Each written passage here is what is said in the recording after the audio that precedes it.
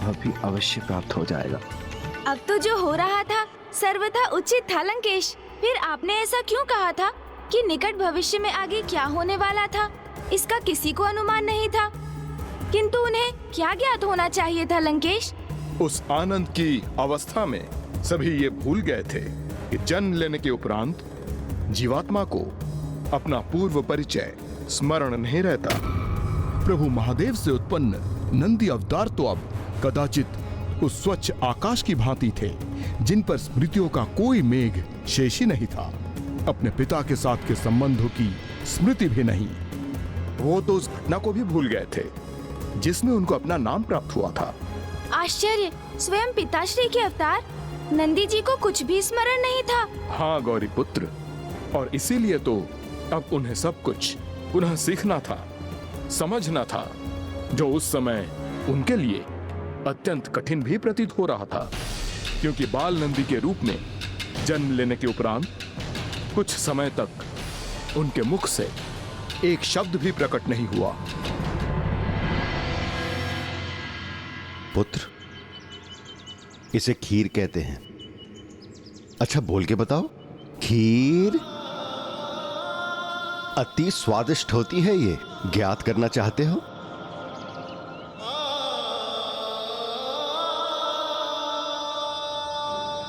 कोई बात नहीं पुत्र, ये देखो आम, ये भी अति स्वादिष्ट होता है। एक बार पुत्र बोल के बताओ, आम। प्रभु के अवतार इतने शांत क्यों? वो कुछ कहते क्यों नहीं?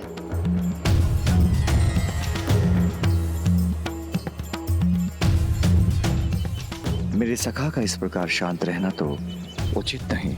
इस प्रकार मैं उनसे कोई संवाद कैसे स्थापित करूंगा? अच्छा पुत्र, मुझे भली भांति ज्ञात है कि तुम मुझे पहचानते हो। चलो बताओ मैं कौन हूं?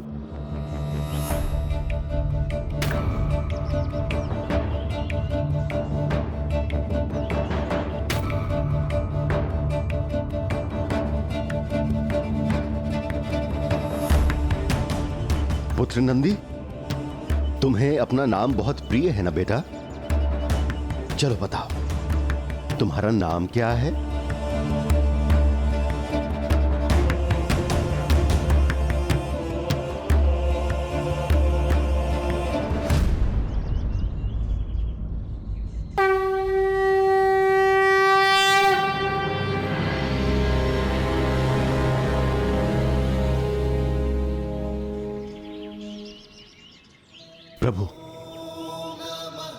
प्रभु, मैं ये बात समझने में असमर्थ हूं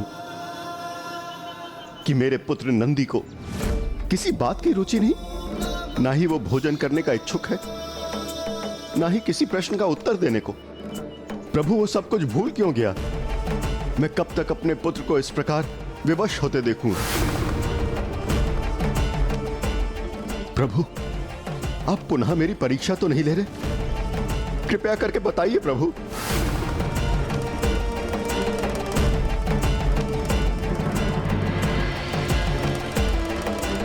नंदी,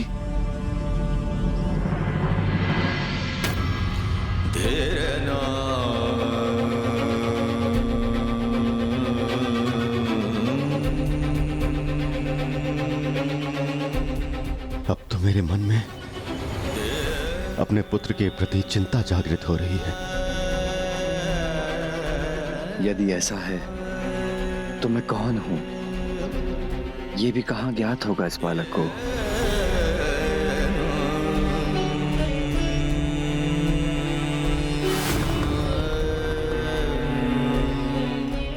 मुझे विश्वास, जब प्रभु ने कहा था कि उन्हें एक साधारण, श्रद्धालु, शांत और भिन्न भक्त एवं सखा की आवश्यकता है, तो वे कहीं इस प्रकार मूक रहने वाले बालक की कल्पना तो नहीं कर रहे थे?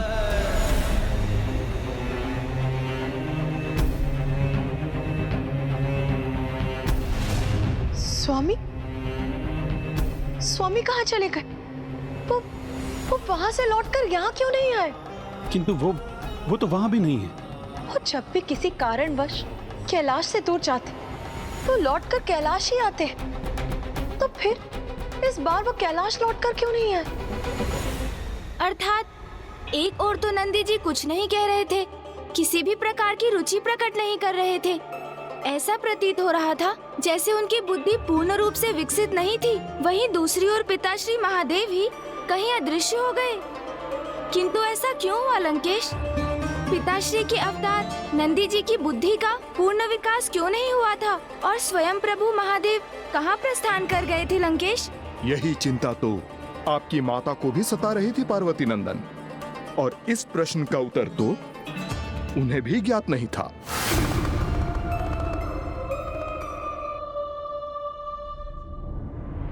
महादेव एक दीर्घ अवधि से अपने सखा अपने नंदी जी से भेंट करने की प्रतीक्षा कर रहे थे, किंतु नंदी जी को ऐसी मुक अवस्था में देख वो अवश्य अपने दुख को शांत नहीं कर पाए होंगे, और दुख से व्याकुल होकर एक स्थान पर स्थिर रहना अत्यधिक कठिन होता है।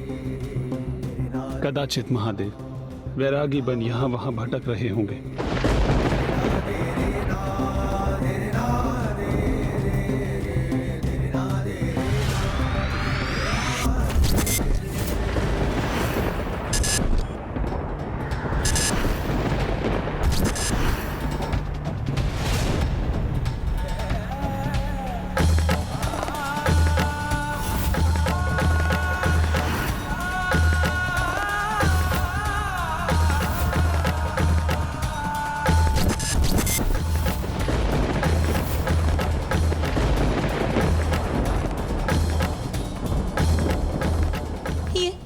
ये कैसी विडंबना है?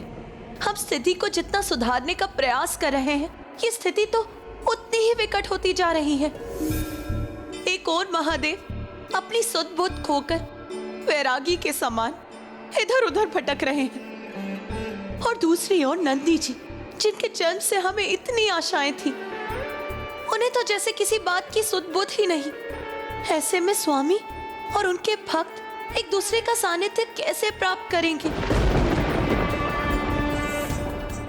और स्वामी पुनः अपना स्वाभाविक मनोभाव कैसे प्राप्त करेंगे? कितनी दुखद बात थी ना ये लंकेश। नंदी जी के आगमन से कितने आनंद का वातावरण उत्पन्न हुआ था, और फिर अचानक सभी पुनः उन्हीं को लेकर इतने चिंतित थे। तो क्या ये मात्र भावी आनंद अवस्था की पूर्व की एक स्थिति थी, अन्यथा किसी गंभीर समस्या का संकेत? वो समय ऋषि शिलाद और नंदी जी के लिए अत्यंत कठिन होने वाला था, क्योंकि ऋषिवर को ज्ञात ही नहीं था कि वो ऐसे बालक का ध्यान कैसे रखे जो आहार तक स्वीकार नहीं कर रहा था। और जब बालक नंदी पूर्ण रूप से मूक हो गए तो पिता शिलाद ने उनका मन बहलाना चाहा, किंतु पुत्र की दशा देख अब सभी ने उनका उपहास उड़ाना आरंभ कर दिया।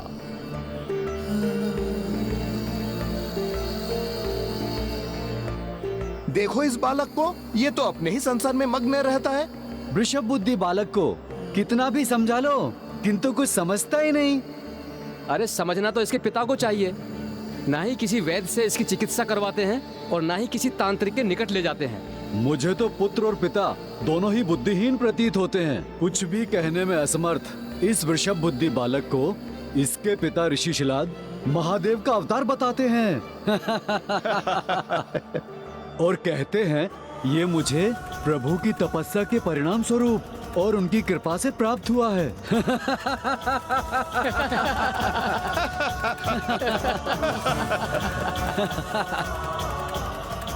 प्रभु की ये कैसी लीला है? अपने अवतार की ऐसी अपमानना कैसे स्वीकार कर रहे हैं वो?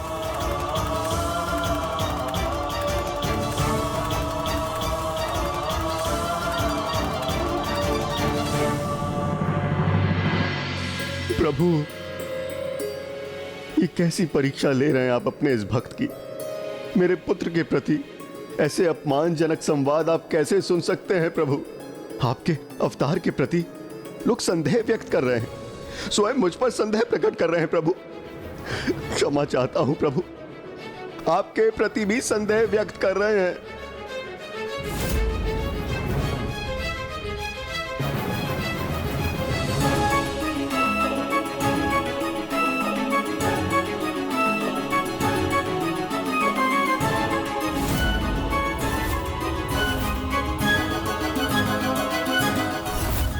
दिशा दिखाइए। मुझे कुछ समझ में नहीं आ रहा। मुझसे कुछ त्रुटि हुई है प्रभु, जिसका आप मुझे दंड दे रहे। अब जो भी हो प्रभु, किंतु अब मुझसे मेरे नन्हे पुत्र की ऐसी अवस्था नहीं देखी जाती। कृपया अपने अवतार की सहायता करें प्रभु।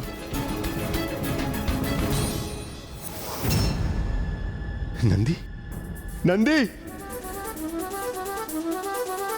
नंदी, पुत्र नंदी, नंदी, नंदी पुत्र, नंदी। आपने मेरे पुत्र नंदी को देखा? मुझे ज्ञात नहीं। आपने मेरे पुत्र नंदी को देखा? अभी यही था। मैंने नहीं देखा गुरुवर। आपने मेरे पुत्र नंदी को देखा? अभी यही कहीं था। कृपया करके बताइए नंदी कहां पर है? मैं तो अभी आया हूँ ऋषिवर, मैंने किसी बालक को नहीं देखा। नंदी पुत्र, पुत्र नंदी कहां चले गए तुम? पुत्र नंदी, नंदी पुत्र कहां चले गए? लंकेश, ऐसा क्या दिखाई दिया था नंदी जी को, जिसे देखकर नंदी जी वहाँ से चले गए? और उसके उपरांत वहाँ क्या हुआ? ऋषि शिलाद ने नंदी जी को कैसे ढूंढा? नहीं गौरी पुत्र, नहीं ढूंढ सके वो बालक नंदी को, क्योंकि वो तो गांव के भीतर ही उन्हें ढूंढ रहे थे, और इसका तो उन्हें तनिक भी आभास नहीं था कि वो नन्हा बालक अब अत्यंत भयंकर वन में प्रवेश कर चुका था, और अब शीघ्र रात्रि भी हो रही थी।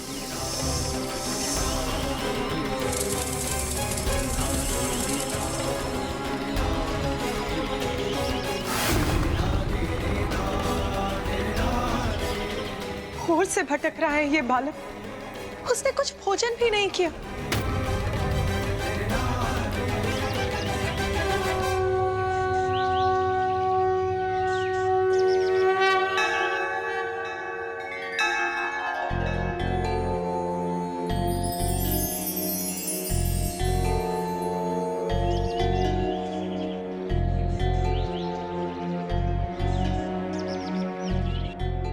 अब इस बालक को भोजन कराने की व्यवस्था मुझे ही करनी होगी।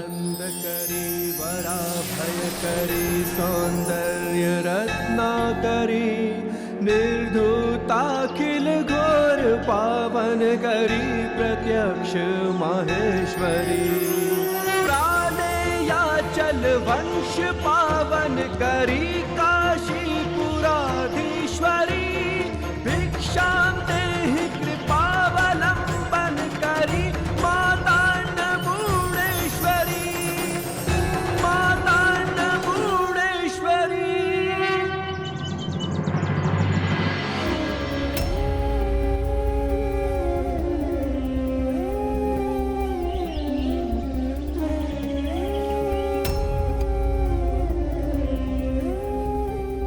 प्रातः काल से भूखा प्यासा है, किंतु उसे तो अपनी भूख प्यास की जैसे कोई चिंता ही नहीं। ये अबोध बालक इस सघन वन में कैसे सुरक्षित रहेगा, जहाँ वन्य पशुओं का प्रभुत्व है?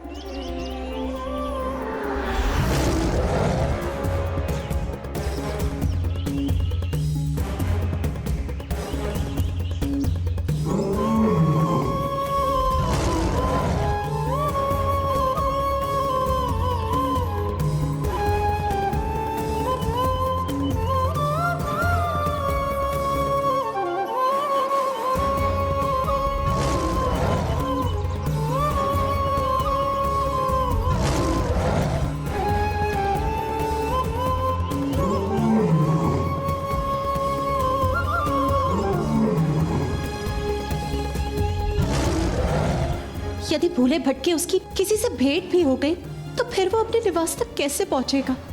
किंतु वो तो एक शब्द भी नहीं बोलता, फिर तो उसको कुछ भी पूछना कैसे संभव है? और ऋषि शिलाद उसे कैसे ढूंढेंगे?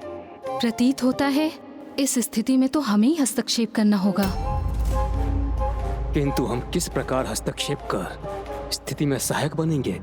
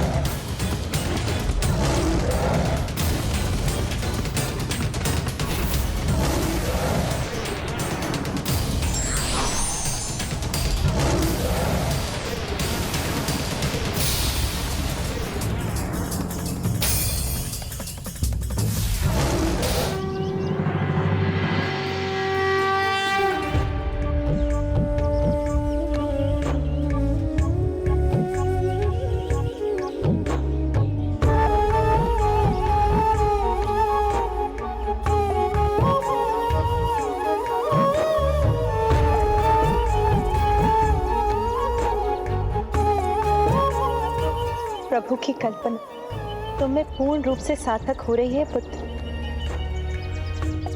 कितने कोमल, कितने साधारण, शांत, औरों से भिन्न हो तुम। किंतु इतने शांत भी क्यों हो पुत्र कि कुछ कहते ही नहीं? अपनी भूख प्यास का आभास भी नहीं होता तुम। कुछ तो कहो पुत्र।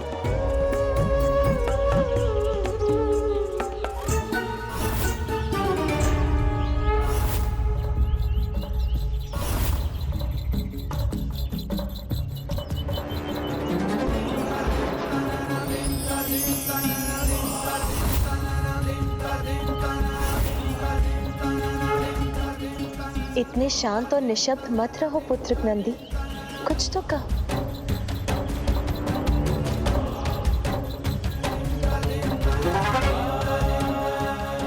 शिव शिव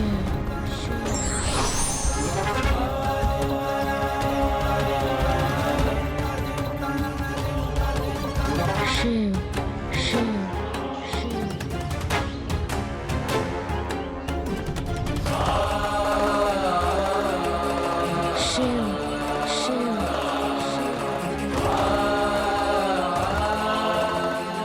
तुम्हारे मुख से प्रभु का नाम सुनकर मैं अत्यंत प्रसन्न हूँ पुत्र।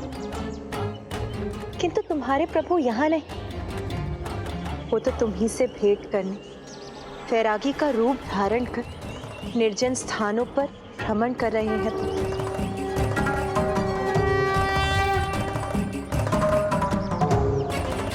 शिव शिव शिव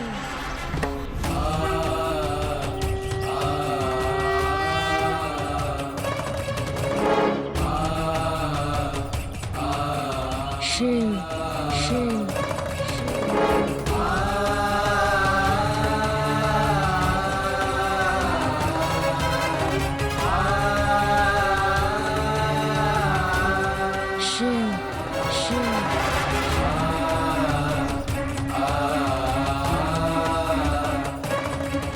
शिव तो सर्वत्र यही कहना चाहते हो ना तुम पुत्र।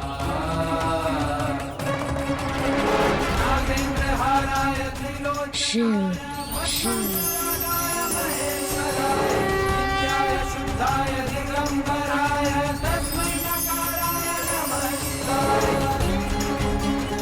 शिव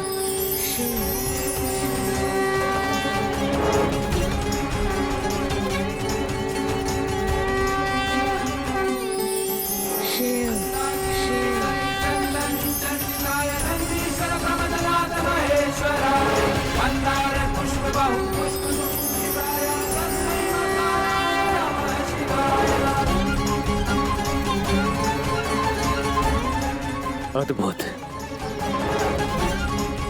शिव अविकसित नहीं है बालक नंदी की बुद्धि, अपितु उसकी बुद्धि, उसका मन, उसका मस्तिष्क पूर्ण रूप से अपने महादेव पर एकाग्र है। और ऐसे एकाग्रचित भक्त को भला भूख प्यास कैसे लग सकती है?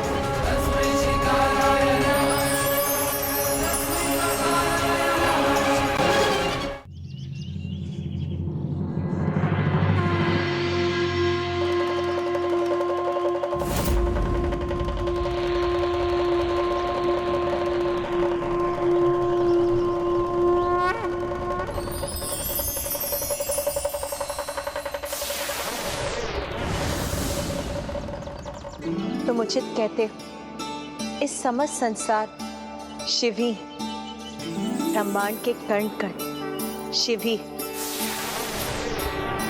ये पवन, ये ब्रह्मांड, धरा, तुम, मैं, हम सब शिव ही हैं। इसे ग्रहण करो पुत्र। इस भोजन के कण कण में भी तो शिव ही है, फिर तुम इसे अस्वीकार कैसे कर सकते हो?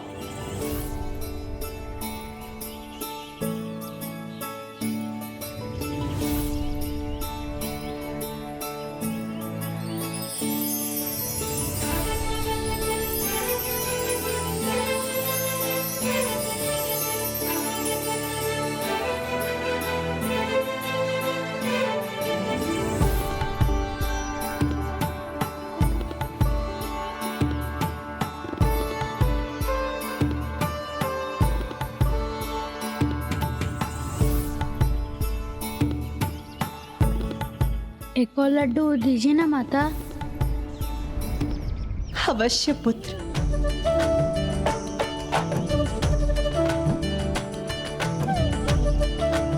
अर्थात माता के हाथों से प्रथम भोजन स्वीकार करते ही नंदी जी की शांत जिह्वा को स्वर प्राप्त हो गया। हाँ गौरी पुत्र, माता के हाथों से प्रसाद प्राप्त कर बालक नंदी को तो जैसे एक नवीन चेतना ही प्राप्त हो गई। अब इस प्रसंग का श्रवण कर तो मेरे मन में भी माता के हाथों से लड्डू खाने की इच्छा जागृत हो गई है। किंतु बालक नंदी के मन में प्रभु शिव शंकर शंभु से भेंट करने की इच्छा जागृत हुई। प्रणाम नारायण। प्रणाम माता।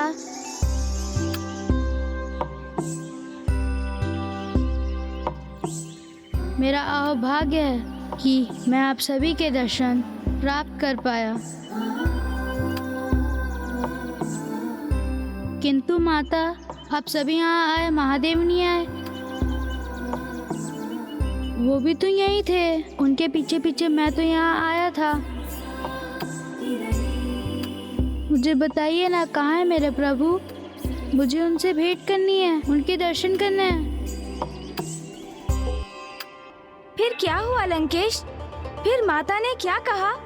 माता बालक नंदी को ये बताकर चिंता में नहीं डालना चाहती थी कि अब प्रभु एक वैरागी के समान यहाँ वहाँ भ्रमण कर रहे हैं। वो तो बस इतना चाहती थी कि अब नंदी शीघ्र ज्ञान प्राप्त कर प्रभु से भेंट करने के लिए स्वयं को योग्य बनाए। इसलिए उन्होंने बालक नंदी को अपने पिता के निकट जाकर अपनी शिक्षा संपन्न करने का सुझाव दिया। प्रभु, आपके अवतार का पिता हूं मैं, किंतु दुर्भाग्य मेरा कि अपने पिता का कर्तव्य ठीक तरह से निभा ना सका, अपने पुत्र की कुशलता का ध्यान नहीं रख सका। प्रभु, मैं आपको जो दंड देना है दीजिए, किंतु मेरा पुत्र लौटा दीजिए प्रभु, उसे मेरे निकट पहुंचा दीजिए प्रभु, आपसे प्रार्थना करता हूं। पिताजी, पिताजी।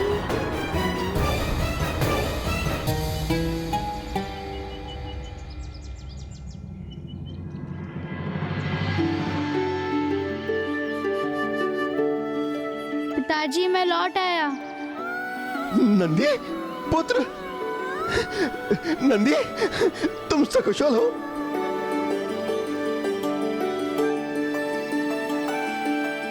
तुम बोल सकते हो पुत्र? हाँ पिताजी। मेरा पुत्र बोल सकता है। कहाँ चले गए थे पुत्र, और तुम्हारा स्वर वापस कैसे आया? मुझे स्वयं माता ने दर्शन दिए और उन्होंने मुझसे कहा कि मुझे आपके समान योग्य बनना होगा, तभी अपने प्रभु महादेव से भेंट करना संभव होगा मेरे लिए। अर्थात पुत्र, तुम्हें माता के दर्शन प्राप्त हुए? हाँ पिताजी, और उनके साथ प्रभु नारायण, ब्रह्मदेव, माता सरस्वती और लक्ष्मी जी के सुखद दर्शन हुए मुझे। अर्थात ये उन सभी की कृपा का प्रभाव है कि सब कुछ सकुशल है, और अब देखो तुम्हारा संवाद करना भी संभव हो गया पुत्र। पिताजी, मुझे मेरे प्रभु के सानिध्य प्राप्त करने हेतु उचित योग्यता प्राप्त करनी होगी। आप मुझे वो योग्यता प्रदान करेंगे ना पिताजी? अवश्य पुत्र, अवश्य। ये तो मेरा परम दायित्व है। फिर तो ऋषि शिलाद ने समस्त शास्त्रों अर्थात सभी वेद पुराणों का ज्ञान प्रदान कर नंदी जी को सर्वथा योग्य बना दिया होगा। हाँ गौरी पुत्र, जिन नंदी को सभी अविकसित वृषभ बुद्धि मान बैठे थे, वो तो उत्तम कोटि के विद्यार्थी प्रमाणित हुए। शिक्षा आरंभ करने के कुछ सप्ताह उपरांत अत्यंत अल्प समय में उन्होंने समस्त ज्ञान प्राप्त कर लिया। आओ पुत्र, मेरे निकट आकर बैठो। नहीं पिताजी, अभी तो आप मेरे गुरु हैं, इसलिए आपके समान मैंने उच्च स्थान ग्रहण किया, तो फिर आपसे मैं कैसे ज्ञान प्राप्त कर सकूंगा?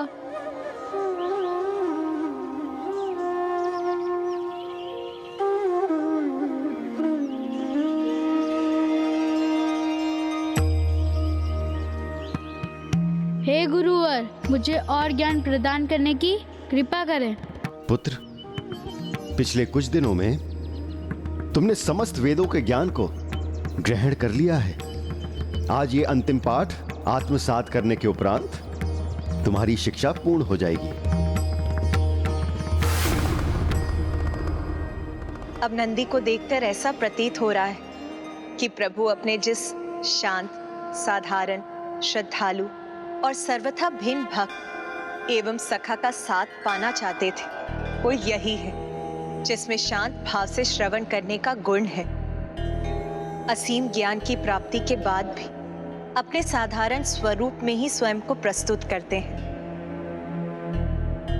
क्योंकि इन्हें तो अपने कण कण प्रभु ही दिखाई देते हैं और सर्वथा भिन्न और विशेष तो नंदी अपने जन्म से ही है। मुझे विश्वास वो समय आ गया है जब नंदी अपने इष्ट, अपने प्रभु महादेव से भेंट हो। अन्यथा ज्ञात नहीं महादेव कब तक वैरागी बनकर इस प्रकार भ्रमण करते रहेंगे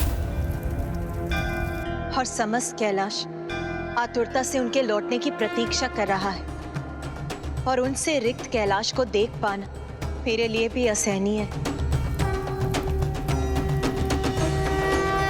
किंतु उसके पूर्व हमें यह सुनिश्चित करना होगा कि नंदी अपने प्रभु से भेंट करने योग्य है या नहीं। यदि ऐसा नहीं हुआ तो प्रभु भोलेनाथ द्वारा अपने भक्त को स्वीकार करने में पुनः विलंब हो जाएगा। इसीलिए आज नंदी की शिक्षा संपन्न होते ही स्वयं देवराज इंद्र उनकी परीक्षा लेंगे। इंद्रदेव की परीक्षा किसी भी प्रकार से सरल नहीं थी। भले ही नंदी प्रभु के अवतार थे, किंतु थे तो साधारण, शांत, श्रद्धालु एवं सभी से भिन्न, जिन्हें अब कपटी देवताओं के राजा की जटिल योजना का सामना करना था।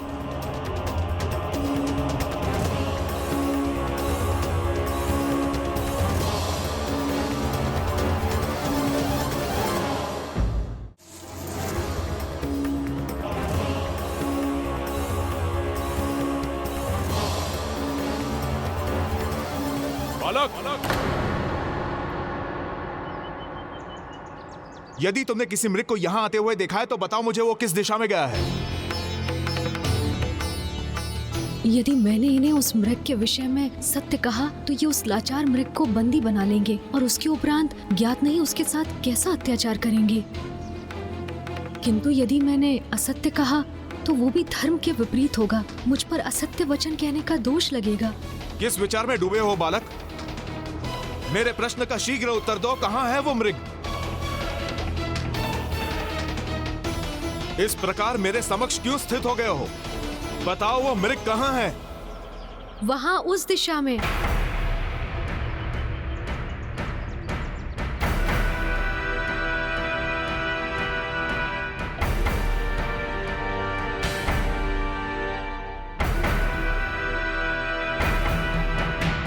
मैंने जैसे सोचा था, बालक नंदी ने बिल्कुल वैसे ही किया। उसने यमराज से असत्य कहा।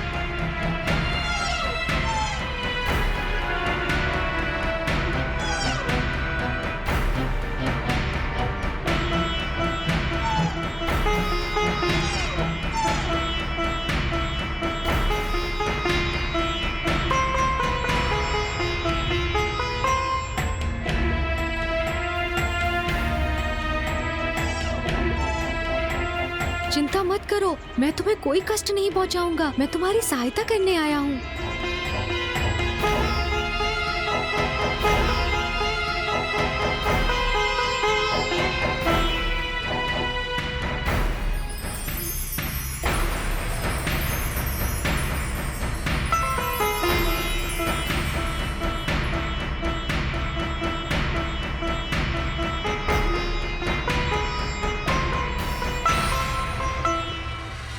तो तुमने असत्य कहा मुझसे।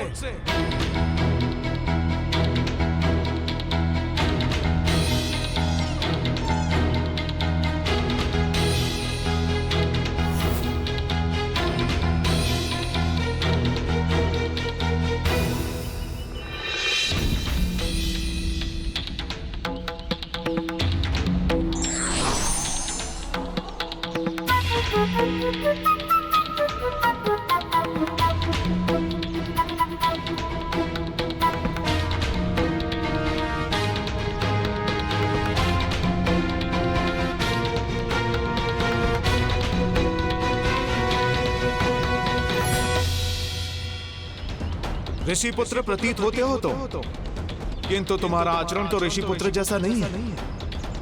अपनी जिह्वा पे असत्य धारण करते हो तुम।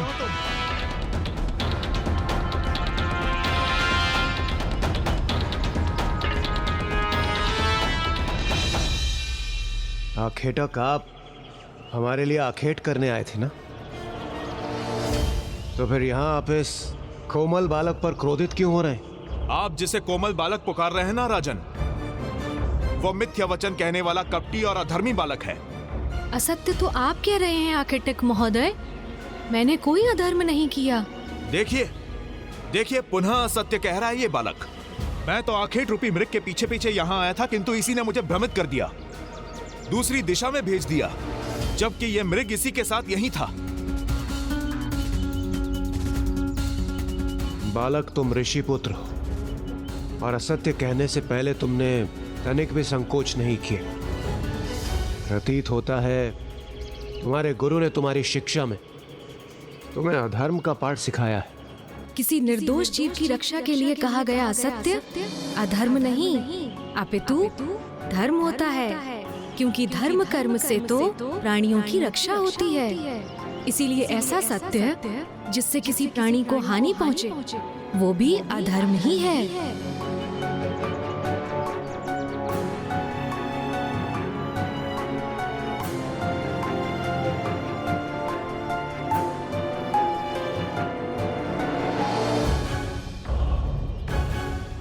धर्म कर्म का प्रवचन दे रहे हो, स्वयं को क्या बहुत बड़ा ज्ञानी मानते हो तुम? मैं जो भी हूँ राजन, किंतु मैं आपके समक्ष प्रस्तुत हूँ।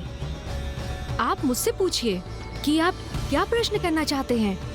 यदि मैंने उचित उत्तर दिया तो आप में से कोई भी इस मृग को हानि नहीं पहुंचाएगा। इतना दम्भ है तुम्हें अपने ज्ञान पर? उचित है, मुझे तुम्हारी चुनौती स्वीकार है। मुझे मात्र 33 कोटि देवताओं के नाम ही बता दो।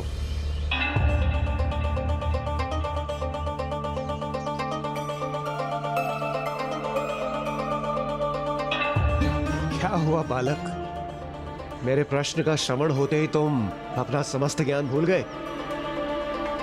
तुम्हारे ज्ञान का अहंकार छिन्न भिन्न हो गया? संस्कृत भाषा में कोटि शब्द के 2 अर्थ होते हैं। प्रथम करोड़, जो एक संख्या को इंगित करता है, और अधिकांश मनुष्यों को इस शब्द का यही एक अर्थ ज्ञात है।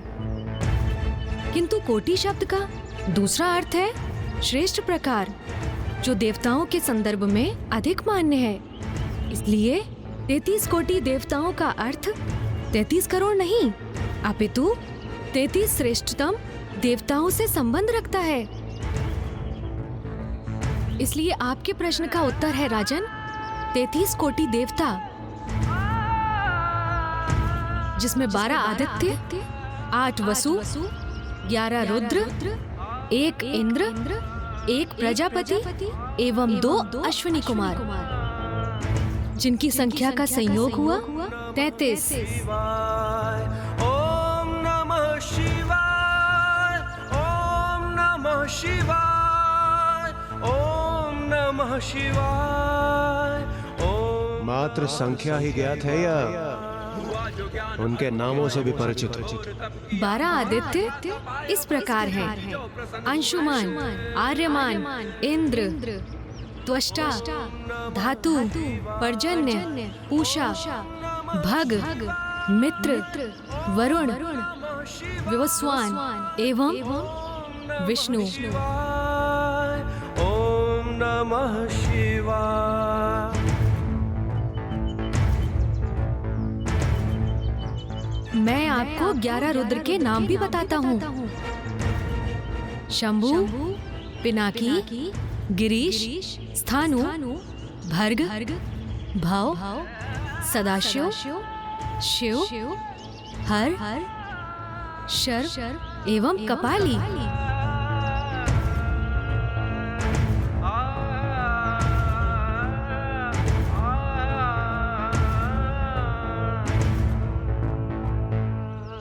मात्र नाम कंठस्थ कर लेने से कोई परम ज्ञानी नहीं बन जाता बालक।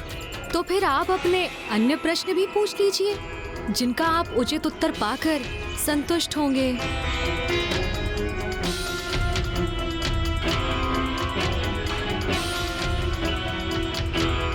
तो ये बताओ, स्त्री और पुरुष के मध्य अधिक श्रेष्ठ कौन है? स्त्री अर्थात माता आदिशक्ति एवं पुरुष अर्थात जगत पिता शिव। संसार की उत्पत्ति में दोनों का ही समान योगदान था, इसीलिए दोनों ही श्रेष्ठ हैं। किंतु यदि इन दोनों में से किसी एक को श्रेष्ठता प्रदान करना अनिवार्य है, तो मैं स्त्री को ही श्रेष्ठ कहूंगा, क्योंकि वो तो पुरुष को भी जन्म देती है।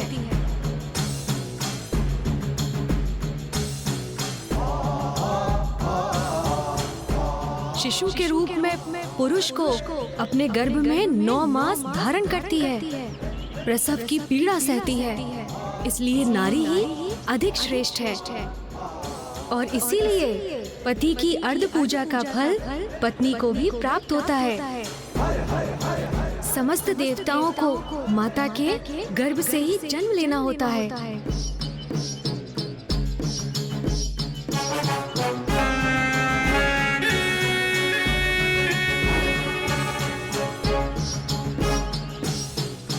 मैंने आपके समस्त प्रश्नों का उत्तर दिया, तो फिर आप इस निर्दोष निरीह प्राणी पर आघात करने के लिए क्यों आतुर हो रहे हैं? मेरा आपसे अनुरोध है, इसे कोई हानि ना पहुंचाइए। आखेटक हूं मैं, और आखेट करना मेरा धर्म है।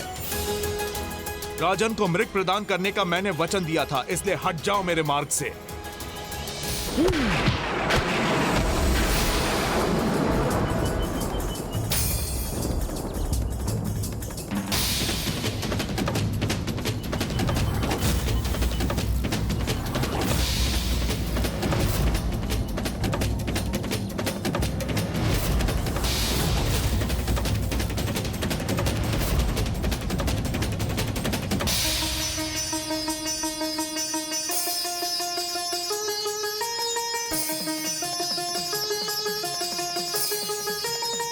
आप सभी भले ही अपने वचन से हट जाएं, किंतु मैंने इस निर्दोष जीव को शरण दी है, इसलिए अब ये मेरा शरणागत है, और शरणागत रक्षा के धर्म से मैं कदापि पीछे नहीं हटूंगा। अबोध बालक, हम 5 हैं और तुम मात्र 1, और फिर भी तुम इतना दुस्साहस कर रहे हो। जिसे आप दुस्साहस कह रहे हैं, वो तो मेरी धर्मपरायणता है, और ये मेरी चुनौती है कि मैं आप सभी की संयुक्त शक्ति के समक्ष अडिग रहकर धर्म का पालन करूंगा।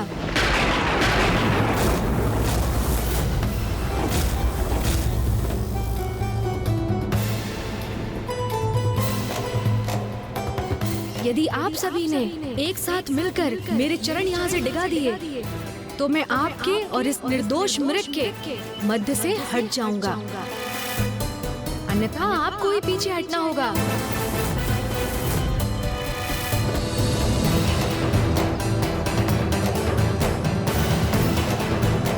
कहीं देवताओं को चुनौती देकर नंदी ने कोई भूल तो नहीं कर दी?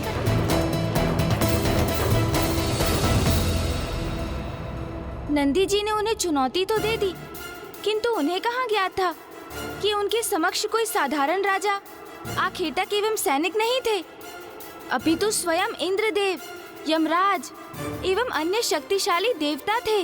उनकी संयुक्त शक्ति का सामना कैसे किया नंदी जी ने? ये संघर्ष तो संकट का रूप धारण कर घोर अनिष्ट का कारण बन सकता था, किंतु बालक नंदी के लिए नहीं, अपितु उन देवताओं के लिए।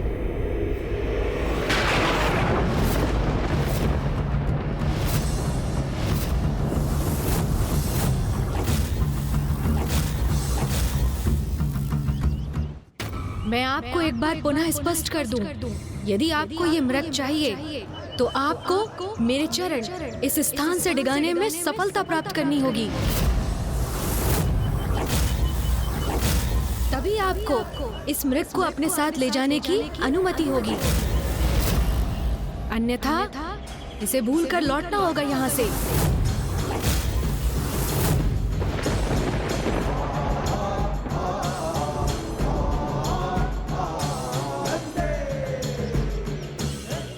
नन्हे से प्राण किंतु वचन कितने महान। तुम्हारे चरण तो क्या, मेरी एक गर्जना से मैं तुम्हारा शरीर कंपित कर तुम्हें पीछे हटा दूंगा। आपको अपने प्रयोजन में सफलता प्राप्त होगी अथवा असफलता, ये तो प्रभु की कृपा पर निर्भर करता है। आप प्रयास कीजिए, परिणाम महादेव पर छोड़ दीजिए, महादेव पर छोड़ दीजिए।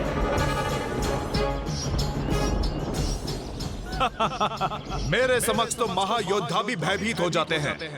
तुम तो एक नीरे बालक हो। देवराज, दोनों में भला क्या समानता है? एक छोटा सा बालक कैसे स्थिर रह सकेगा यमराज के समक्ष?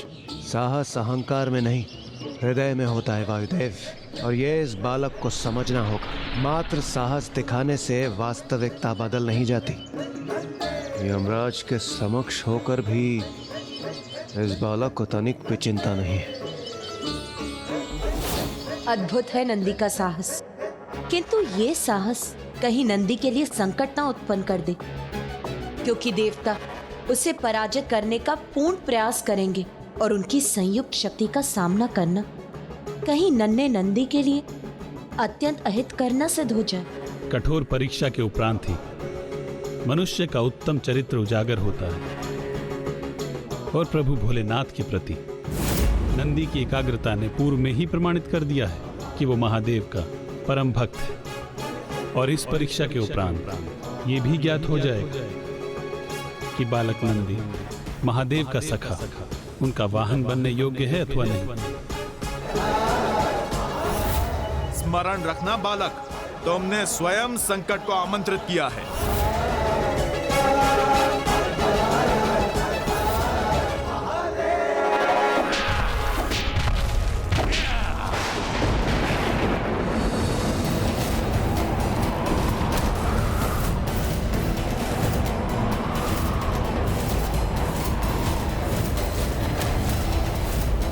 आश्चर्य, मेरी गर्जना से उत्पन्न शक्ति प्रवाह से मैं इस बालक को इसके स्थान से तनिक भी नहीं डिगा सका, किंतु मेरी फांस का सामना कैसे करेगा ये?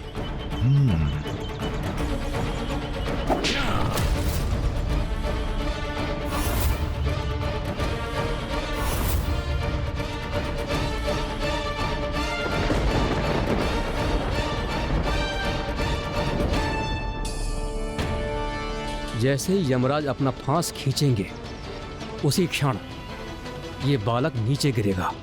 यमराज की फांस इसे अवश्य पराजित करेगी। एक निरीह बालक की कितनी कठोर परीक्षा! क्या ये उचित है देवराज? किंतु इसकी कठिन परीक्षा लेने पर ही हमें ये ज्ञात होगा ये महादेव के सखा एवं वाहन बनने योग्य हैं अथवा नहीं।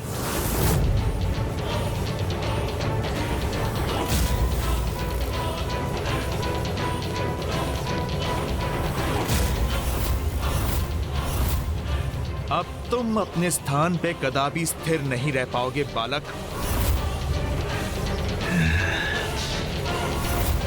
ओम नमः शिवाय, ओम नमः शिवाय, ओम नमः शिवाय,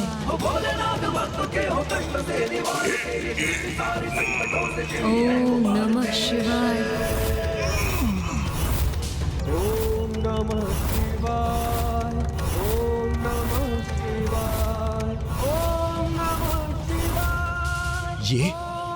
ये कैसे संभव है?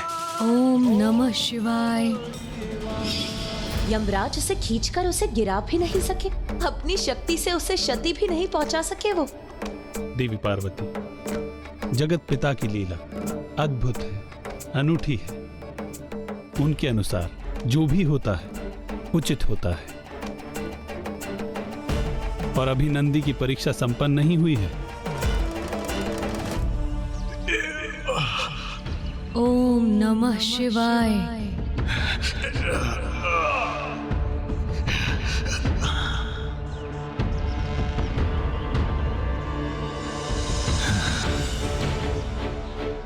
बालक, इतनी उद्दंडता तुम्हारी, तुम मेरा उपहास कर रहे हो। इसका दंड मैं तुम्हें अवश्य दूंगा। ओम नमः शिवाय।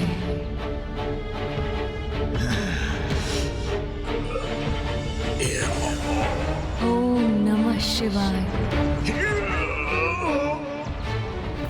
अपने संपूर्ण सामर्थ्य का प्रयोग करूंगा, किंतु तुम्हें अपने स्थान से हटने पर विवश अवश्य करूंगा। ओम नमः शिवाय।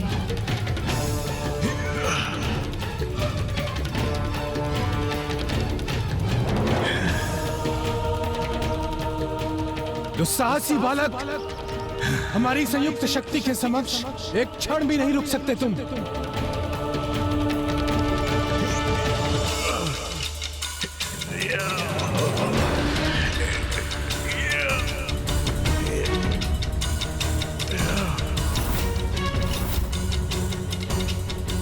महादेव, शिव शंकर शंभु।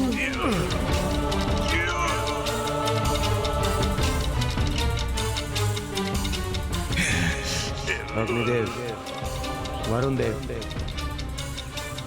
अब दोनों के भी आगे बढ़ने का समय आ गया है।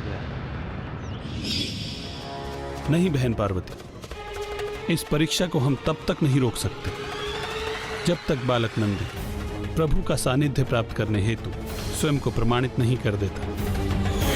किंतु लंकेश, देवगण नंदी जी की इतनी कठोर परीक्षा क्यों ले रहे थे? इंद्रदेव अपने स्वभाव से विवश थे और बालक नंदी से उस संघर्ष में वो तो भूल ही गए थे कि वो किसकी परीक्षा लेने आए हैं। सावधान बालक, अब तुम्हारी पराजय निश्चित है। बालक, तुम्हारा हट और अहंकार भंग करेंगे हम।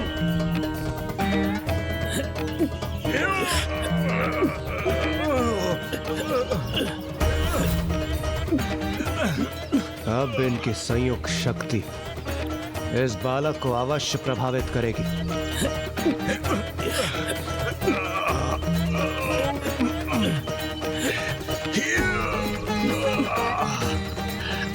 महादेव, शिव शंकर शंभु।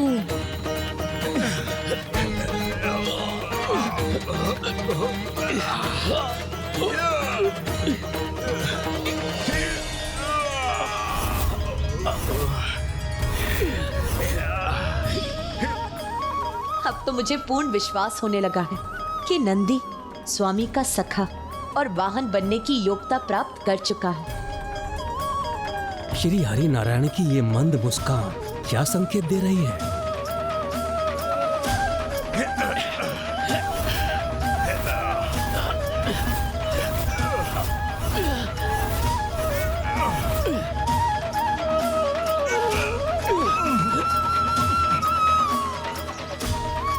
मैंने तो पूर्व में ही कहा था राजन, आप सब एक साथ आकर प्रयास कर सकते हैं। इसीलिए आप भी आकर अपने बल का प्रयोग कर लीजिए राजन। बालक, इतना दंभ तुम्हारा, जो तुम मुझे चुनौती दे रहे हो, तो फिर इसका परिणाम भुगतने के लिए तैयार हो जाओ।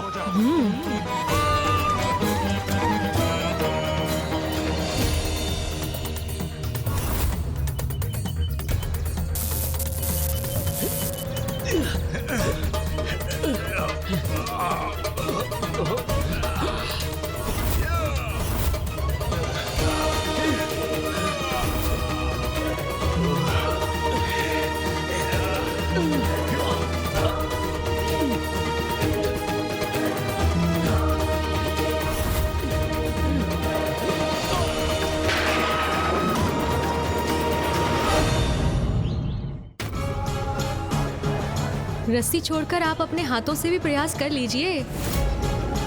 कहीं असफल होने के बाद ये ना कहें बालक नंदी ने आपको पूर्ण अवसर नहीं प्रदान किया।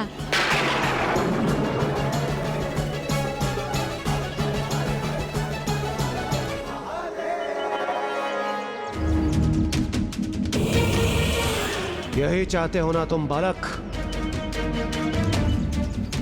तो ऐसा ही होगा। तुम्हारी पराजय निश्चित होगी और वो मृग जिसकी तुम रक्षा कर रहे हो उस पर भी हमारा अधिकार होगा।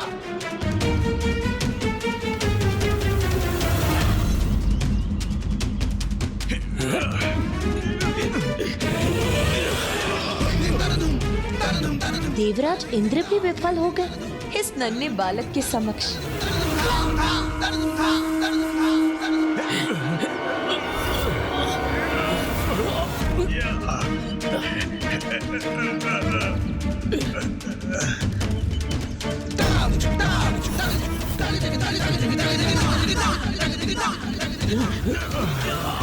महादेव शिव शंकर शंभू, महादेव शिव शंकर शंभू।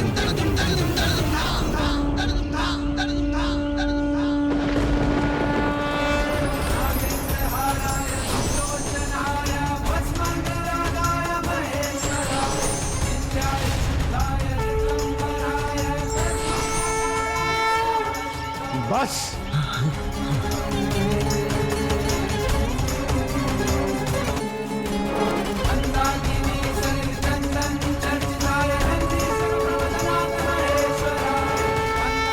प्रणाम महादेव।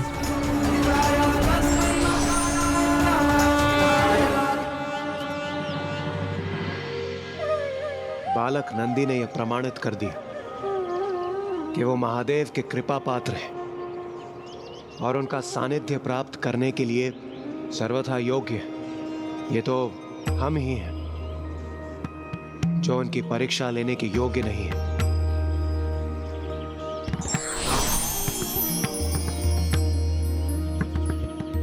यदि मैं आपको पहचानने में कोई त्रुटि नहीं कर रहा हूं तो आप इंद्रदेव हैं ना? आप सभी को मेरा सादर प्रणाम। हे अति बलशाली बालक नंदी, आपसे हमें पहचानने में कोई त्रुटि नहीं हुई।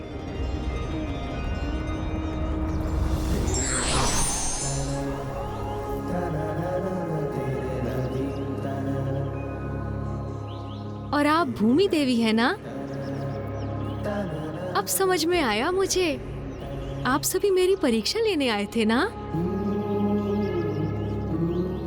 मुझे क्षमा कीजिए कि मैंने आप सभी को अपने चरण थामने के लिए प्रेरित किया। आपको क्षमा याचना करने की तनिक भी आवश्यकता नहीं।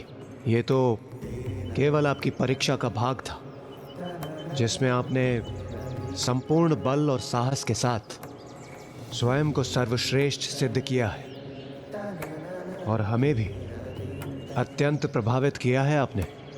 आप सर्वथा महान हैं नंदी जी, और ये आपकी धर्म शक्ति का ही प्रभाव है कि हमारे समस्त प्रयासों के उपरांत भी आप अपने स्थान पर अडिग रहे। सत्य है, आप श्रेष्ठ धर्मज्ञ हैं, धर्म के ही अवतार हैं। हम आपको आशीर्वाद देते हैं। आज से आप धर्मज्ञ नंदी के नाम से विख्यात होंगे। नंदी के नाम से विख्यात होंगे। नंदी के नाम से धर्मज्ञ नंदी के नाम से विख्यात होंगे। धर्मज्ञ नंदी के नाम से विख्यात होंगे।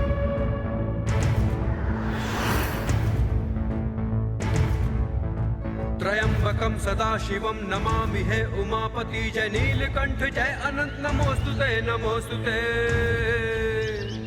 मैं आपका आशीर्वाद स्वीकार करता हूँ देवगण, किंतु मुझे तो एक ही आशीष की आस है कि मैं अपने प्रभु महादेव के दर्शन कर उनसे भेंट कर सकूं। ओम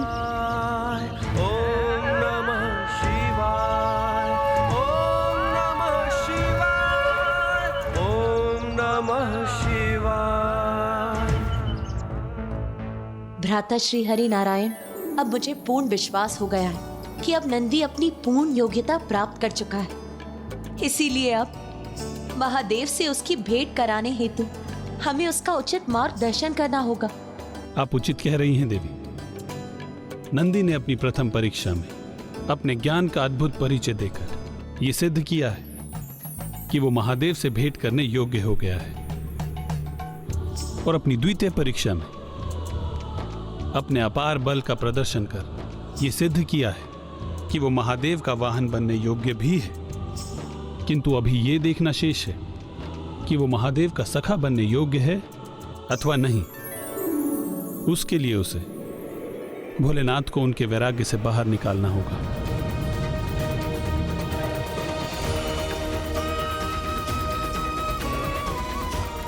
ये नंदी की अंतिम चुनौती, अंतिम परीक्षा होगी और उसमें सफल होकर अपने सखा को पुनः उसके गृह लौटने के लिए प्रेरित कर अपने धर्म का निर्वाह करेगा और ये प्रमाणित करेगा कि वो जगत पिता का सखा बनने के योग्य भी है। किंतु ऐसा कैसे कर सकेगा वो? आप चिंता न कीजिए देवी, स्वयं देवराज इंद्र उनका मार्गदर्शन कर उन्हें उचित पथ पर लाएंगे। और इस प्रकार इंद्रदेव के मार्गदर्शन पर नंदी उस घोर तपस्या में लीन हो गए, जिसका उद्देश्य उनकी अंतिम परीक्षा के रूप में महादेव को उनके वैराग्य से बाहर लेकर आना था। ज्ञान अल्प आयु तब किया अमरता का था पाया वर शिव जी जो प्रसन्न हुए। ओम नमः शिवाय, ओम नमः शिवाय। लीजिए लंकेश, जल ग्रहण कीजिए। और इतने महत्वपूर्ण कार्य को संपन्न करने का तो एक ही उपाय है, प्रभु महादेव की तपस्या। क्योंकि तप करने से ही प्रभु महादेव के साथ सीधा संपर्क स्थापित होता है ना लंकेश?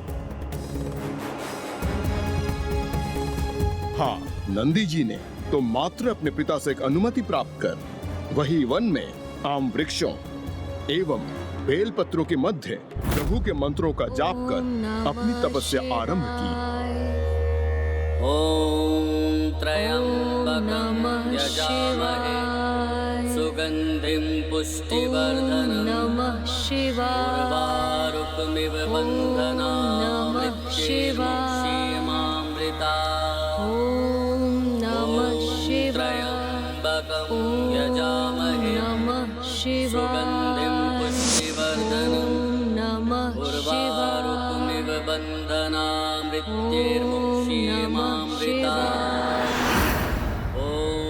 पुत्र नंदी, मेरी तो यही कामना है कि तुम अपने तप से इतनी शक्ति प्राप्त करो कि स्वामी अपने वैराग्य से बाहर आकर कैलाश लौट आए और कैलाश की उदासी दूर हो जाए। ओम नमः शिवाय, ओम नमः शिवाय, ओम नमः शिवाय, ओम नमः शिवाय, ओम नमः शिवाय, नमः शिवाय। नाथ, मेरी तो एक ही आशा है कि प्रभु महादेव के प्रति नंदी की भक्ति की एकाग्रता से नंदी शीघ्र ही अपने तप के चरम पर पहुंचे और प्रभु महादेव से जुड़ाव स्थापित कर इस असंभव प्रतीत होने वाले कार्य को सफलतापूर्वक संपन्न करे। ओम नमः शिवाय, ओम नमः शिवाय, ओम नमः शिवाय, ओम नमः शिवाय, ओम नमः शिवाय। स्वामी, नंदी तो इस प्रकार तप में लीन है कि वो चींटियों के बांबी से पूर्ण रूप से घिर चुका है और उसे इस बात का आभास तक नहीं है। मेरी तो यही आशा है कि वो अपनी तपो शक्ति से इस व्यवधान को भी पार कर प्रभु महादेव से संपर्क साधने में समर्थ होगा। ओम नमः शिवाय, ओम नमः शिवाय।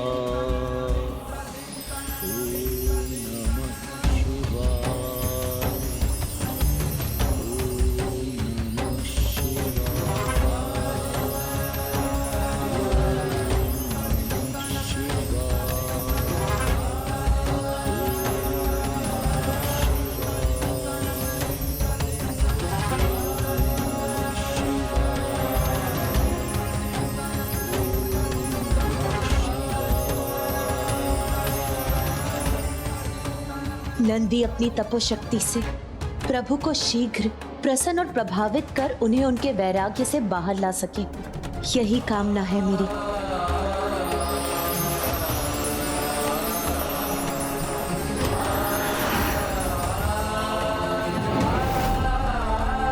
ओम नमः शिवाय।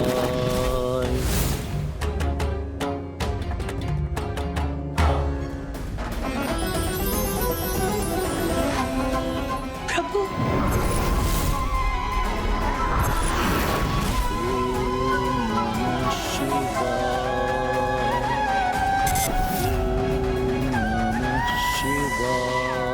नंदी ने तो अपनी एकाग्रता से अपनी तपोशक्ति प्रभु तक पहुंचा दी है, फिर प्रभु के मनोभाव में कोई परिवर्तन क्यों नहीं आ रहा? वो अपने वैराग्य से बाहर क्यों नहीं आ रहे? ओम नमः शिवाय। ओम नमः शिवाय। नाथ, मुझे बताने की कृपा करें कि जब नंदी की इतनी अनुपम भक्ति है कि उसकी तपोशक्ति बाम्बी रूपी बाधा को भी पार कर महादेव तक पहुंच गई, तो फिर अब उसकी भक्ति में ऐसा क्या शेष रह गया है कि अभी भी महादेव पर उसका कोई प्रभाव नहीं है? ओम नमः शिवाय। ओम नमः शिवाय।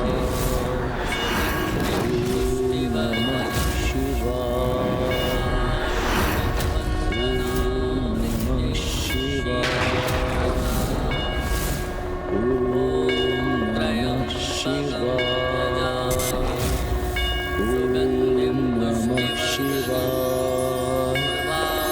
ओम नमः शिवाय।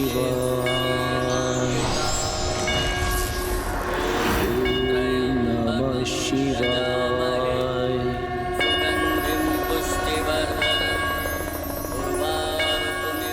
अब महादेव ने नंदी का तप स्वीकार कर लिया है। अब शीघ्र ही नंदी की अंतिम परीक्षा भी सफल होगी।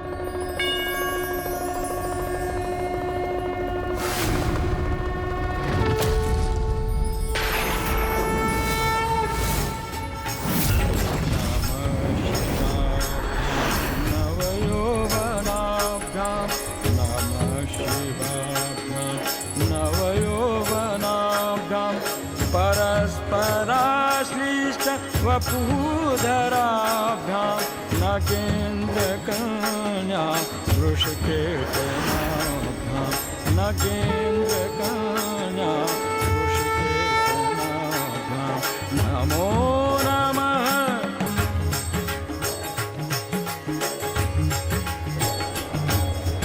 नमो शिवाभ्यां सरस्वत्यवाभ्यां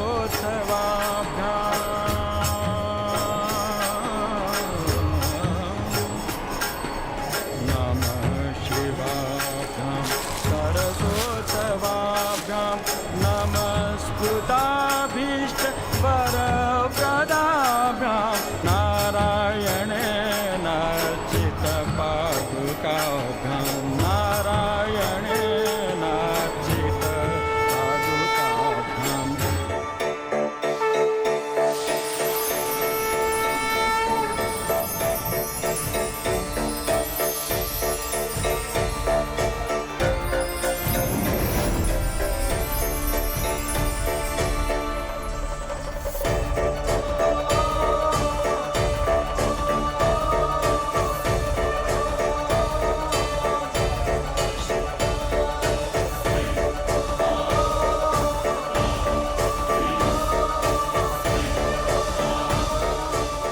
नंदी नंदी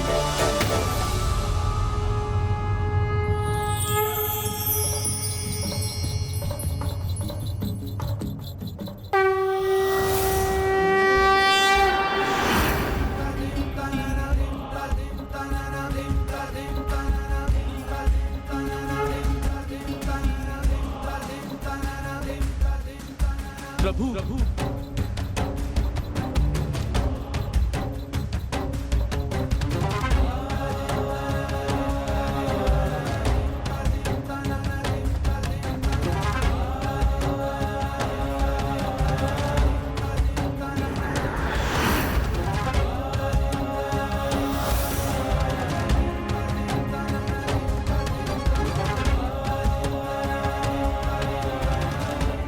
अपने भक्त का प्रणाम स्वीकार कीजिए प्रभु।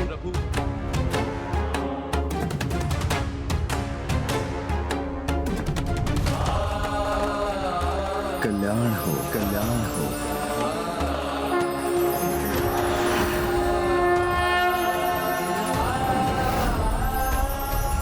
अंततः स्वामी के मुख पर मुस्कुराहट लौट ही आई।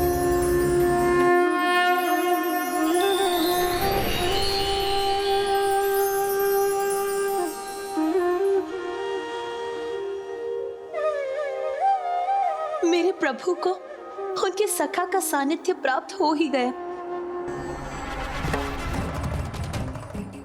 नंदी, मेरे सखा, चलो चलो, मैं तुम्हें अपने साथ ले जाने आया, मैं तुम्हें अपने साथ ले जाने आया, मैं तुम्हें अपने साथ ले जाने आया।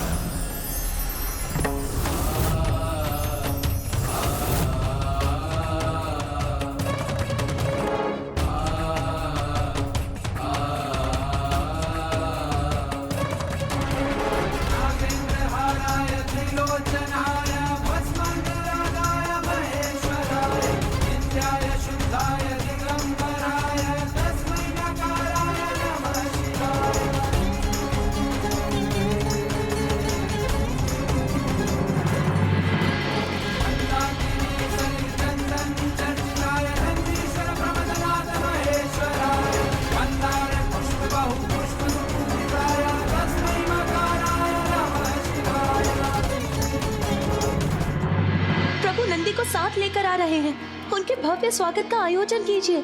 जाइए, शीघ्र जाइए।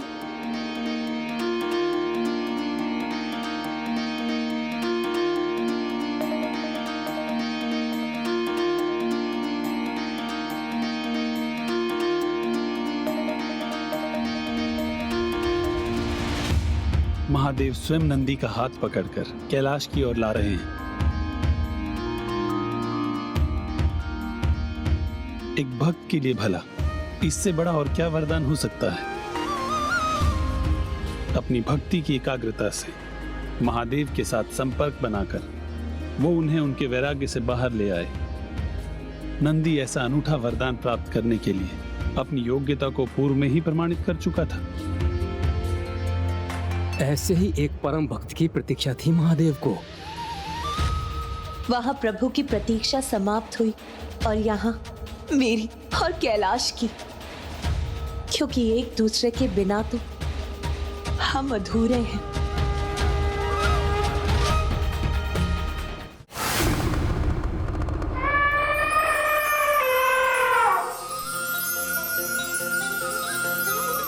कितना अद्भुत होगा ना वो दृश्य, जब पिताश्री के साथ नंदी जी के आगमन से समस्त कैलाश आनंदित हो गया होगा।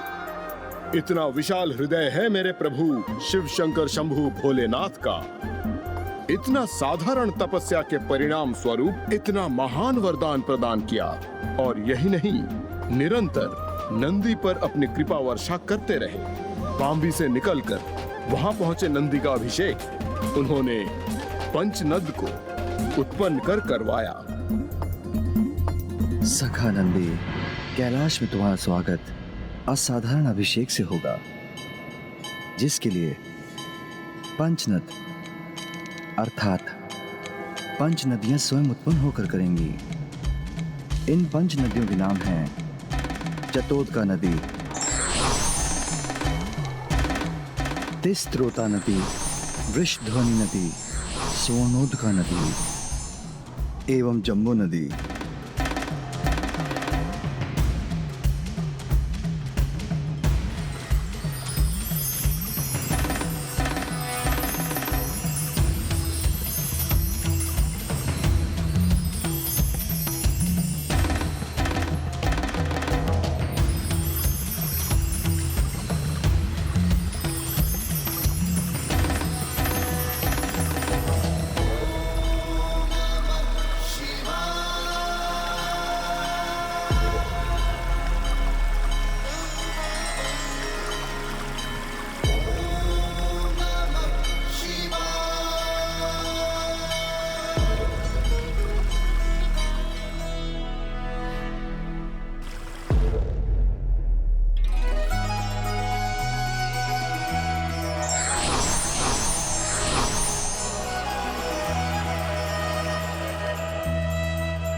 नंदी के अभिषेक हेतु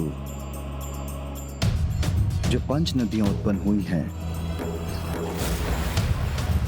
भविष्य में जो भी उनके पावन जल में स्नान कर भक्ति भाव से नंदी की स्तुति करेगा, वो सभी पापों से मुक्त हो जाएगा।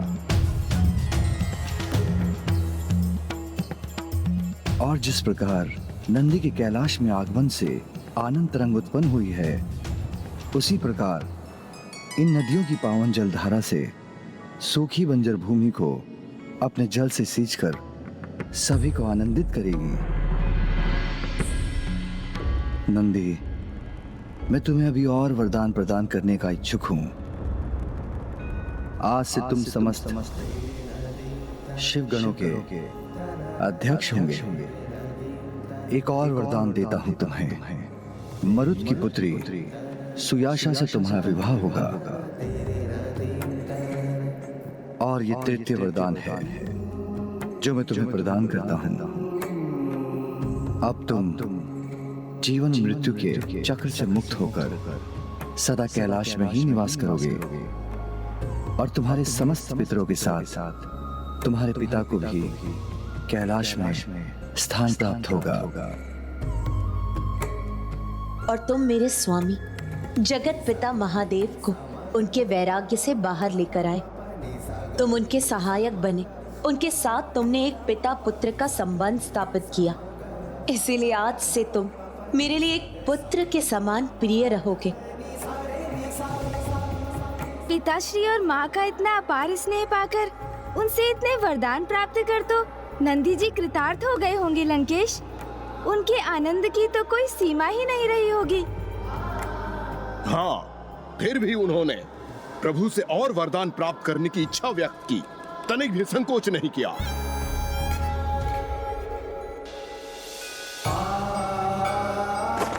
प्रभु, मुझे मेरे बाल्यपन से सदैव ऋषभ बुद्धि के नाम से संबोधित किया जाता है और आज मुझे स्पष्ट दिखाई दे रहा है कि आपके साथ सदैव रहने वाली इस पताका पर यह वृषभ अंकित है।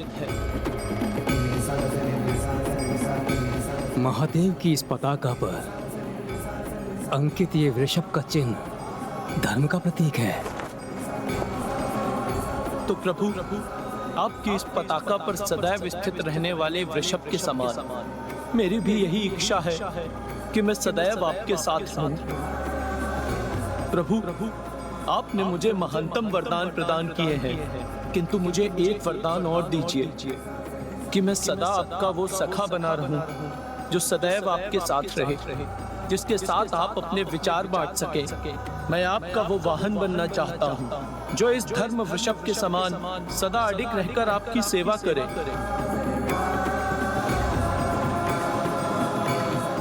मैं आपका वो भक्त बनना चाहता हूँ जो सदैव आपकी भक्ति हेतु आपके समक्ष प्रस्तुत रहे।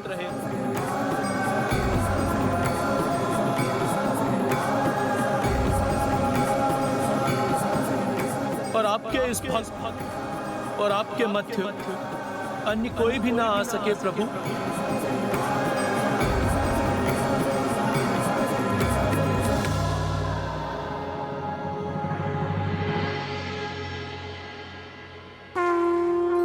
तथास्तु नंदेश्वर, तथास्तु नंदेश्वर, तथास्तु नंदेश्वर।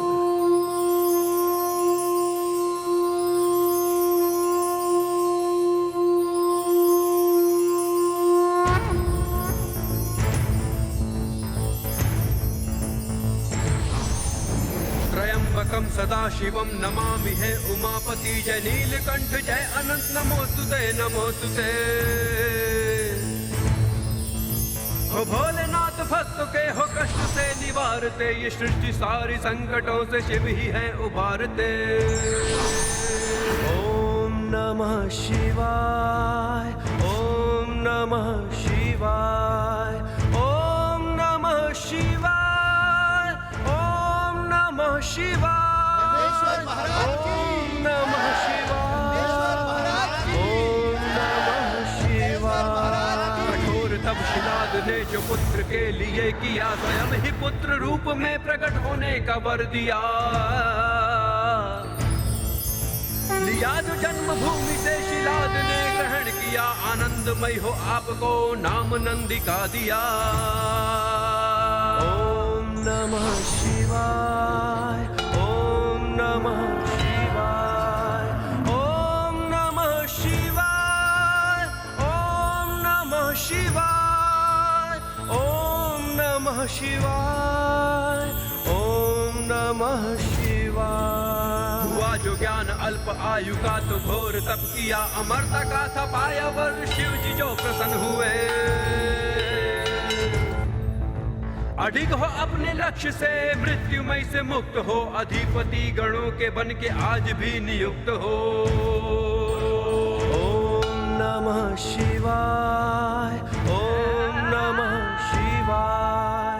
अब स्वामी की वो मुस्कुराहट जिसको देखने के लिए मैं ही नहीं समस्त जगत व्याकुल हो उठा था, वो स्वामी के चेहरे पर लौट आई। ओम नमः शिवाय। लंकेश, अब मुझे ज्ञात हुआ कि प्रभु महादेव के शिवलिंग एवं नंदी जी की मूर्ति के मध्य किसी को कोई स्थान क्यों नहीं प्राप्त होता, क्योंकि इस प्रकार नंदी जी शांत भाव एवं पूर्ण एकाग्रता से सदा प्रभु भक्ति में लीन रहते हैं और उनकी भक्ति सीधे प्रभु तक पहुंचती है। और जो भी भक्त नंदी जी के कान में कुछ कहता है, वो संवाद भी सीधे प्रभु तक पहुंच जाता है। उन्होंने सिद्ध कर दिया कि भक्ति की एकाग्रता से यदि भक्त के नेत्रों में मात्र उसके प्रभु की छवि हो और उसके मन में अपने लक्ष्य पर पहुंचने की प्रतिबद्धता हो, तो कुछ भी प्रभु पद भी असाध्य नहीं। आप सर्वथा उचित कहते हैं गौरी पुत्र, और मैंने ये अनेकों बार प्रमाणित किया है। एकाग्रता के सर्वोच्च उदाहरण नंदी जी नहीं, मैं हूँ, क्योंकि मैंने अपनी भक्ति से प्रभु शिव शंकर शंभु को अनेकों बार प्रसन्न किया है। और इसके साक्षी तो आप भी हैं गौरी पुत्र, जो आज तक संसार में कोई नहीं कर पाया, वो मैंने किया है। अर्थात प्रभु के आत्मलिंग को मैंने प्राप्त किया है। इसलिए मुझसे अधिक एकाग्रता संसार में भला किस में हो सकती है? आप उचित कहते हैं लंकेश, किंतु सर्वप्रथम संसार को एकाग्रता का मार्ग दिखाने वाले तो नंदी जी ही थे। इसलिए आइए हम दोनों एक साथ उनकी स्तुति करें। संकोच मत कीजिए दशानन, क्योंकि शिव कथा कहने का पुण्य तो आपको तभी प्राप्त होगा जब आप भक्ति और सम्मान के साथ महादेव के अवतार की स्तुति करेंगे। चतुर गणेशा।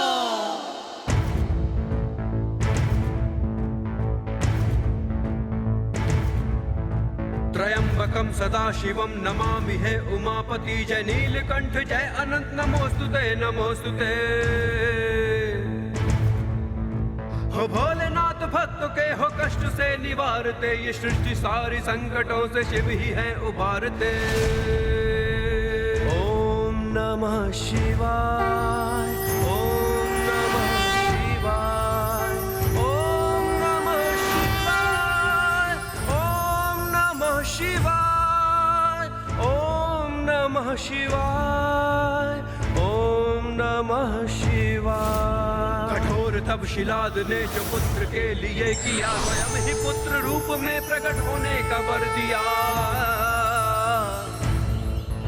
लिया जन्म भूमि से शिलाद ने ग्रहण किया, आनंदमय हो आपको नाम नंदी का दिया।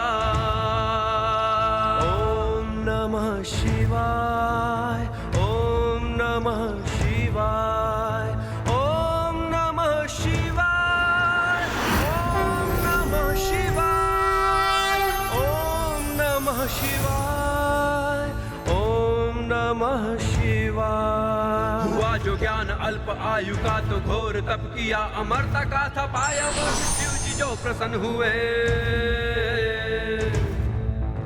अडिग हो अपने लक्ष्य से, मृत्युमय से मुक्त हो, अधिपति गणों के बन के आज भी नियुक्त हो। ओम नमः शिवाय, ओम नमः शिवाय, ओम नमः शिवाय, ओम नमः शिवाय,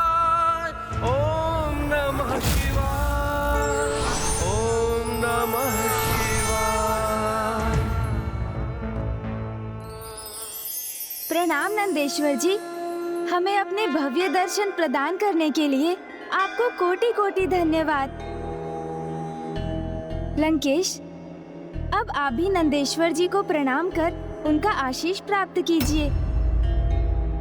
जिस प्रकार अपने आशीर्वाद से इन्होंने सूखी तप्त भूमि की प्यास बुझाई है, उसी प्रकार वो आप पर भी अपनी कृपा की वर्षा करेंगे। मुझे जिसकी आशीष की आवश्यकता है, मुझे प्रभु से वो प्राप्त हो चुकी है और उनका आत्मलिंग इसका प्रत्यक्ष प्रमाण है। लंकेश, आपने ही इनकी भव्य कथा मुझे सुनाई और अब आप ही इनके भव्य रूप के दर्शन नहीं करना चाहते, इनकी ओर देख तक नहीं रहे हैं। ये तो इनका अपमान होगा और इनके साथ साथ प्रभु महादेव का भी अपमान होगा, जिनके ये अवतार हैं।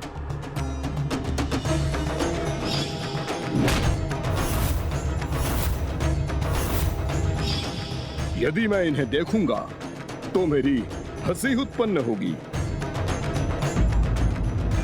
क्योंकि मुझे इनका वानर समान मुख स्मरण हो जाएगा जो मैंने कैलाश में देखा था। ये क्या किसी वानर के समान उछल उछल कर एक स्थान से दूसरे स्थान पर चिल्लाए फेंक रहे हो? बहुत हुई तुम्हारी ये क्रीड़ा, बहुत उछल ली एक वानर के समान। लंकेश, ये तुम नहीं, तुम्हारा अहंकार बोल रहा है, जिसके वश में आकर तुम मेरा अपमान कर रहे हो। दशानन, आप स्वयं अपने आराध्य के अवतार नंदेश्वर महाराज का अपमान क्यों कर रहे हैं? ये आपका भ्रम है गौरी पुत्र कि नंदेश्वर प्रभु के अवतार हैं, इसलिए ये स्वयं भी ईश्वर समान ही हैं। भोलेनाथ हैं मेरे प्रभु महादेव शिव शंकर शंभु।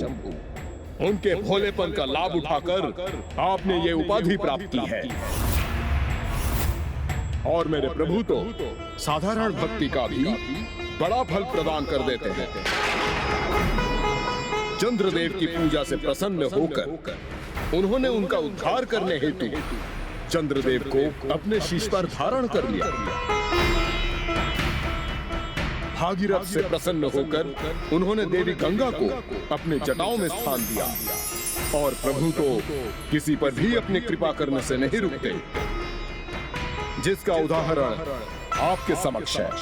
प्रतीत होता है जैसे तुम स्वयं अपने उदाहरण का उल्लेख कर रहे हो, क्योंकि भोलेनाथ का लाभ तो तुमने उठाया है, उनसे उनके आत्मलिंग को प्राप्त कर। अपनी योग्यता से प्राप्त किया है मैंने प्रभु के आत्मलिंग को, और अब इन्हें लंका ले जाकर ही स्थापित करूंगा मैं। शिवधाम का अर्थ ही परिवर्तित हो जाएगा, क्योंकि प्रभु शिव शंकर शंभु कैलाश का त्याग कर लंका में निवास करेंगे। तब आप वहीं उनके द्वारपाल बने रहना नंदेश्वर जी।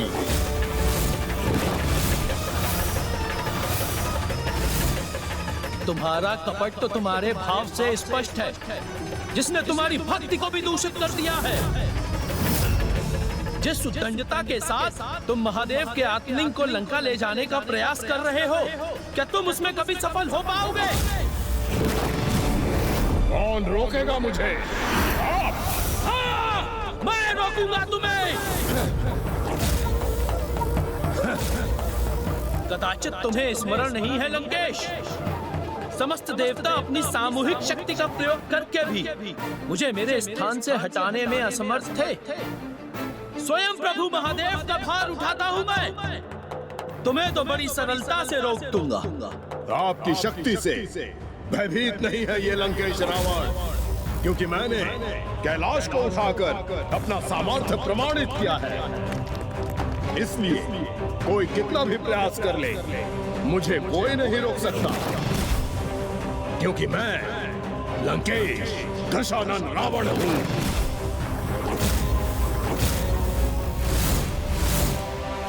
लंकेश! लंकेश!